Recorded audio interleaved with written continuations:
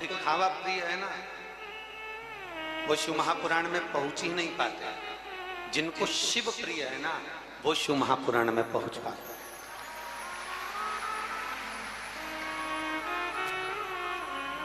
जिनको दिखावा प्रिय होगा, जिनको दिखावे से मतलब होगा, वो शिव महापुराण की कथा में कभी नहीं पहुंच सकते।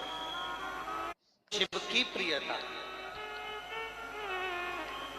भगवान ओगड़दानी की प्रियता है, भगवान शंकर की प्रियता है कि मुझे शिव को प्राप्त करना है, मुझे शंकर को अपने हृदय में, अपने चित्त में, अपनी वृत्ति में, अपने दिल में, अपने मन में विराजमान करना।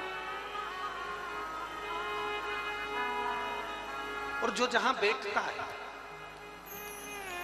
उसकी वहां महत्वता होती है। एक ड्राइवरिंग कर रहा है, गाड़ी चला रहा है, बस चला रहा है, ड्राइवर सीट पर बैठा था, चाय पीने के लिए नीचे उतर गया। अब ड्राइवर चाय पीने के लिए नीचे उतरा, इतने में कोई व्यक्ति उस ड्राइवर की सीट पे बैठ गया। अब तुम वहां से निकल रहे थे, तुम्हें बस में बैठना था, तुमने पूछा भैया बस कहाँ जा रही है? अब तुम्हें मालूम है कि तुम ड्राइवर नहीं हो, ड्राइवर तो चाय पीने गया, तुम ड्राइवर नहीं हो और ड्राइवर की सीट पर बैठे हो, तो जाने आने वाले को क्या लगता है कि तुम भी, अरे बोलो तो जम के ड्राइवर हो। किराने की दुकान पर व्यापारी बैठा हुआ है, अनाज की दुकान पर व्यापारी बैठा हुआ है, उस पर वो उठकर कहीं चले गया और कोई दूसरा व्यक्ति बैठ गया, भले वो उनका सेवक हो, नौकर हो, चाकर हो, अगर उस पर बैठा है तो तुम उसको सेठ ही समझो। बोलो सही है कि गलत है? सुनार की दुकान पर, स्वर्णकार की दुकान पर कोई बैठा था, सेठ जी कहीं चले गया, उसकी दुकान पर कोई दूसरा बैठ गया तो अपन उसको सेठ ही समझे। टेलर की दुकान पर मशीन लगी है, कैंची रखी है, सुई रखी है, कपड़ा रखा है, टेलर अंदर चाय पीने चले गया, उसके दुकान पर कोई ग्राहक आया, उसकी सीट पर बैठ गया, तो लोग आकर कहेंगे टेलर साहब मुझे कपड़े सिलवाना है। वो टेलर नहीं है, पर वो टेलर की कुर्सी पर बैठा है इसलिए टेलर कहला गया। ड्राइवर की कुर्सी पर बैठा तो ड्राइवर कहला गया, स्वर्णकार की कुर्सी पर बैठा तो सोनी कहला गया, व्यापारी की कुर्सी पर बैठा तो व्यापारी कहला गया। उसी तरह जो भगवान शंकर की कथा में जाकर बैठ जाता है वो शिव का कहलाने लगता है, वो शंकर का हो जाता है। आप जहां बैठे हो वो वहां के कहलाते। आप किस स्थान पर जाकर बैठे हो, आप किस जगह पर जाकर बैठे हो, आप किस भूमि पर जाकर बैठे हो, किस जगह पर जाकर बैठे हो, ये आपके ऊपर निर्भर करता है कि आप कहाँ विराजमान, कहाँ बैठे हो, किस जगह पर बैठे हो।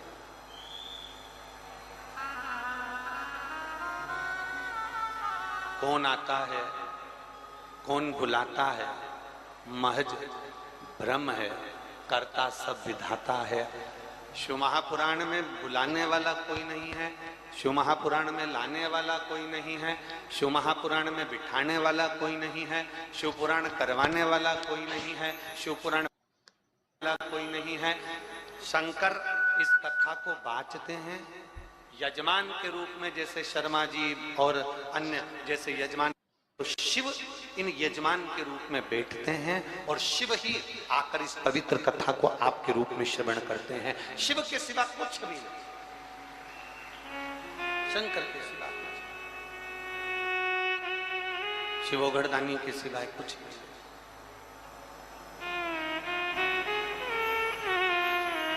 हम जितना प्राप्त कर सकते हैं शिव महापुराण से उतना ग्रहण करें, हम जितना ले सकते हैं शिव महापुराण से उतना हम ले लें।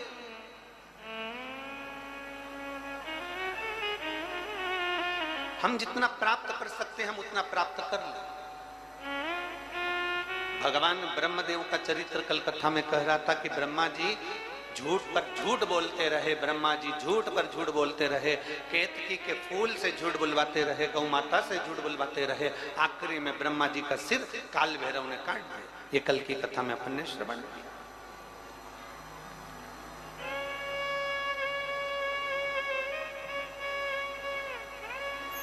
अब ब्रह्मा जी की आंख में आंसू आखिरी में आए जब ब्रह्मा जी का शीश जो कटा हुआ था वो बड़का पेड़ बन गया, बट वृक्ष बन गया।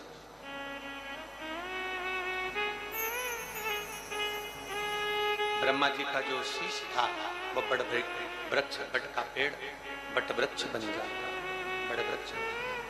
और मेरे देवाधिदेव महादेव उस बट वृक्ष की छांव में जाकर बैठ जाते हैं तो शिव जी का नाम बटकेश्वर महादेव पड़ जाता है। बड़ के पेड़ की छांव में बटकेश्वर महादेव नाम पड़ गया। जरा विचार करिएगा कि शिव जैसा दयालु, शंकर जैसा कृपालु, शिव जैसा करुणा करने वाला दुनिया में कोई नहीं हो सकता।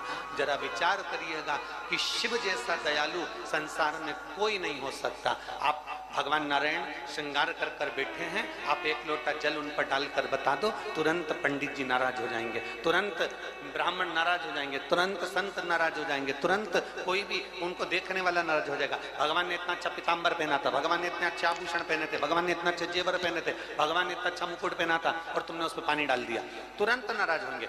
भगवान नारायण पर आप जल डालिए, वो नाराज हो जाएंगे कि आपने इनके कपड़े बिगाड़ दिए, वस्त्र बिगाड़ दिए, आभूषण बिगाड़ दिए। राम जी सुंदर वस्त्र आभूषण पहनकर बैठे हैं,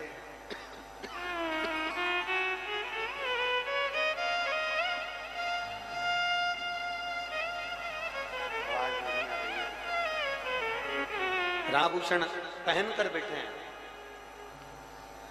और राम जी वस्त्राभूषण पहनकर बैठे हैं और कोई आए एक लोटा जल डालकर चले जाए तो लोग नाराज होंगे, तुमने राम जी पर जल डाल दिया।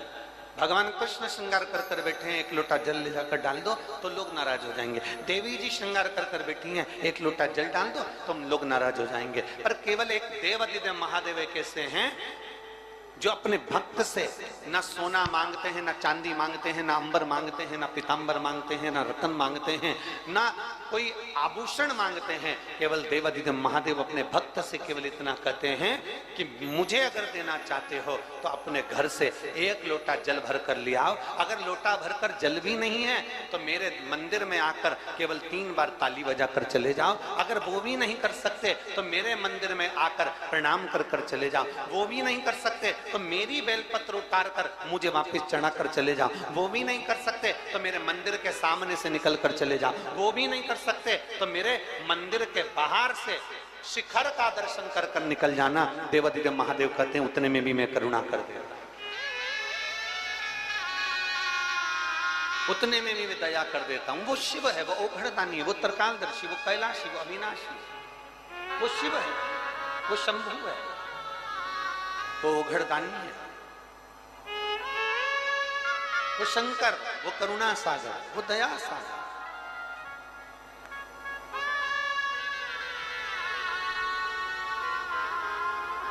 और तेरी कृपा बिना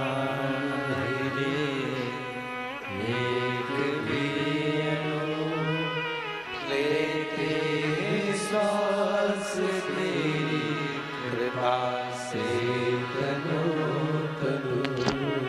बखान क्या करूं मैं राखों के ढेर का चपटी भभूत में खजाना कुबेर का गंगाधार मुक्ति द्वार हो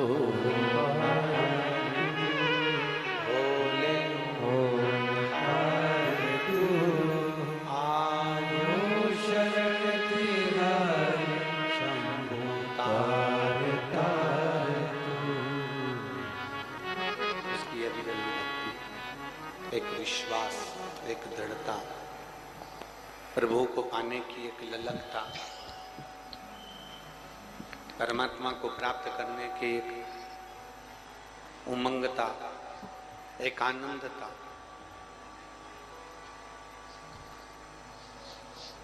कुछ नहीं चाहिए मेरे शिव, मेरे उगड़दानी को तुमसे कुछ भी नहीं चाहिए, मेरे शंकर भगवान को तुमसे कुछ भी नहीं चाहिए। कोई अगर तुमसे आकर कहे भी देना कि भगवान शंकर को धन दे दो, शिव जी प्रसन्न हो जाएंगे, मत मानना। कोई तुमसे आकर कह दे कि शंकर भगवान को वस्त्र दे दीजिए, आभूषण दे दीजिए, शिव जी प्रसन्न हो जाएंगे, मत मानो। कोई तुमसे आकर कह दे कि भगवान शिव को 56 भोग दे दो, भगवान शंकर प्रसन्न हो जाएंगे। बिल्कुल मत मानना, बिल्कुल मत मानना।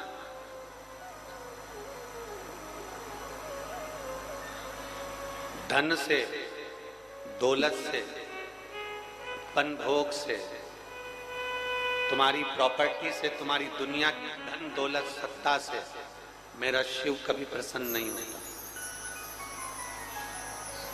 मेरा शंकर कभी प्रसन्न नहीं होगा।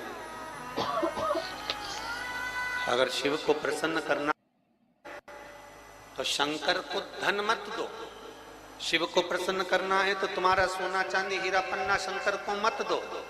शिव को प्रसन्न करना है तो इतना जरूर करो, अपना दिल, अपना हृदय, अपना चित्त, अपना मन, अपनी बुद्धि भगवान शंकर के चरणों में समर्पित कर दो। शिव तुम्हारा।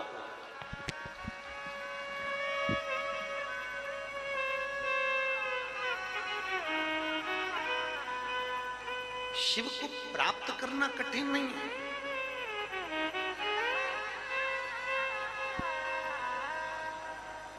आवाज नहीं जा रही है उधर। प्रसन्न करने के लिए बहुत साधना, शिव को प्रसन्न करने के लिए बहुत साधना, शिव को प्रसन्न करने के लिए बहुत साधना, उपासना, बहुत साधना उपासना की जरूरत है। शिव को प्रसन्न करने के लिए, भगवान औघड़दानी को प्रसन्न करने के लिए, भगवान शिव को प्रसन्नता के लिए बहुत सारी साधना और उपासना की भी जरूरत नहीं। शिव को प्रसन्न करने के लिए केवल तुम्हारा निर्मल मन सो मोहि पावा।